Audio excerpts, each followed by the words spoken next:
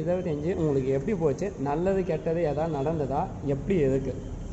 2025 பொறுத்த வரைக்கும் என்னுடைய ஃபேமிலி பொறுத்த வரைக்கும் ரொம்ப நல்லா நல்லா போச்சு. ஏன் சொல்கிறேன்னா, என்னுடைய பசங்களுடைய மேற்படிப்பு சேர்ந்தாங்க நம்பர் 1. அப்புறம் நான் ஒரு தொழில் ஆரம்பித்தோம். 2 என் ஒய்ஃபு வந்து ஒரு தொழில் ஆரம்பித்தாங்க. ஸோ இதெல்லாம் நல்ல விஷயங்கள். கெட்ட விஷயங்கள்னு பார்த்தீங்கன்னா எதுவுமே இல்லை, நல்ல விஷயமாக தான் இருக்குது. நல்ல விஷயத்தில் எனக்கு ஒன்று நடந்தது. என் ஆஃபீஸில் சேலரி இன்க்ரிமெண்ட் கொடுத்தாங்க. ஓகே, இது ஒரு டைலாகாக சொன்னால் எப்படி சார் சொல்லுவீங்க? 2025 மாதம் இருந்தது.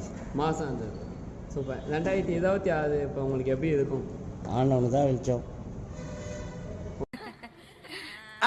அப்படி இல்லடே. ஏதாவது ஒன்று உங்கள் அனுபவத்தை சொல்லி ஒரு டைலாகாக சொல்லுங்கள். 2025 கொஞ்சம் நல்லா தான் போச்சு. அதுக்கப்புறமா கொஞ்சம் அதான் என்னோடய கை பிரச்சனைலாம் இருந்ததுல்ல, ஓகே, அதுதான் எனக்கு என்னால் தாங்க முடியல. சரி, அதை வேற ஞாபகப்படுத்திட்டீங்க. நெஞ்சமெல்லாம் பொண்ணா இருக்கு தம்பி, மறக்க முடியல. சரி, கை பிரச்சனை வந்தது. அதனால் வந்து கொஞ்சம் இதுதான், மனசு கஷ்டமாக தான் இருந்தது 2025. உங்கள் கைக்கு ஒரு ஆக்சிடென்ட் இருந்தாலும் அது ஒரு பிரச்சனையாக இருந்தது.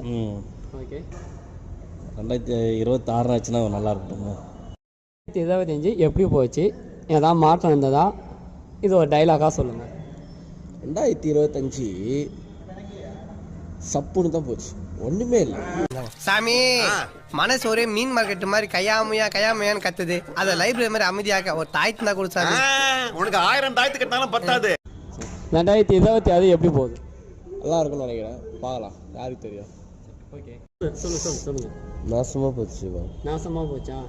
எதனால? என்ன ஏதாவது வித்தியாசம் பார்த்தீங்களா? முதல் காரணம் எங்கள் அண்ணன் ராகவன். அவரை மாதிரி ஒரு வானவில் நண்பரை நீங்கள் எங்கேயும் பார்க்க முடியாது. வானவில் நண்பர். ஆமாம். 2வது நம்ம சந்தோஷம். அவர் என்ன சொன்னாலும் அவர் கூட சேர்ந்து வானவில். இல்லை, நான் வந்து பர்டிகுலராக ஒரு பர்சனை பற்றி கேட்கல. உங்கள் லைஃப்பில் எப்படி நடந்தது? என் லைஃப் நாசமாக போனது காரணமே உங்கள் 2 பேர் தான். சாம்பார் ஆப்பு எனக்கு.